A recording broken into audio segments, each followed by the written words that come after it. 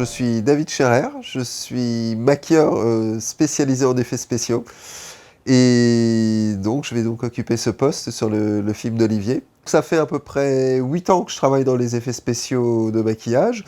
Mon métier consiste à fabriquer des prothèses et des effets spéciaux en direct. Par opposition aux effets numériques, je vais travailler vraiment sur le plateau.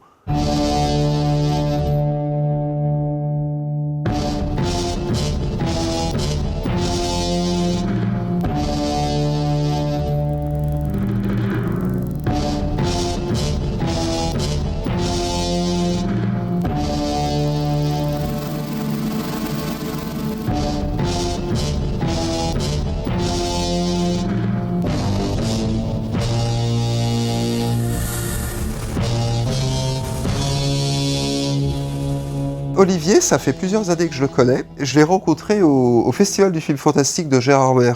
Et en fait, on a tout de suite accroché parce qu'on a la même passion pour le cinéma italien des années 70.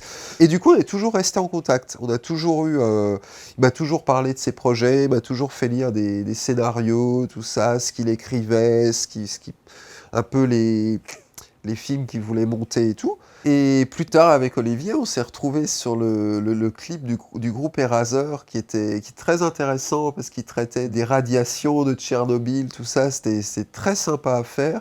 Il avait une demande d'ailleurs qui était assez atypique, il m'avait demandé de lui fabriquer un champignon d'une certaine taille quand même, un peu spécifique, donc j'avais sculpté et moulé un faux champignon qu'on a utilisé dans le clip, et puis il y avait aussi plusieurs effets sur un personnage qui est irradié, je me rappelle, il saignait du nez, il avait du sang qui lui coulait des yeux, des oreilles, il perdait ses cheveux.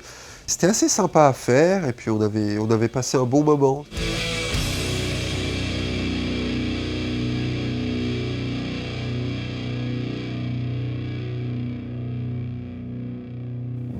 Malgré le fait que je le connaisse depuis plusieurs années, ce qui me pousse à choisir de le suivre ou pas sur un projet comme ça, justement, c'est son approche et puis son évolution, justement, dans son travail de mise en scène.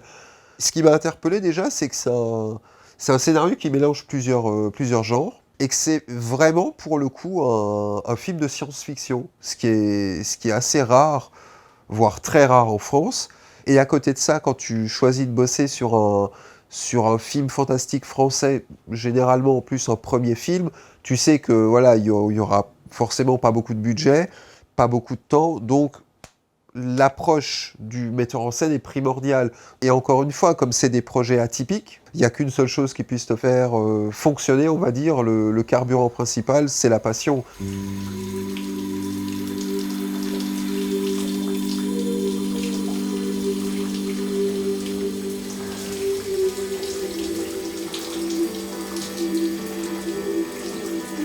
Ça fait plaisir de voir depuis quelques années, il y a une vraie volonté de créer des univers originaux, des projets avec une patine spéciale, des projets un peu atypiques comme ça, donc voir tous les courts-métrages qui se font, voir les tentatives de séries télé un peu fantastiques, tous ces projets comme Orsay, par exemple, sortir en salle, même dans une combinaison limitée de salles, forcément.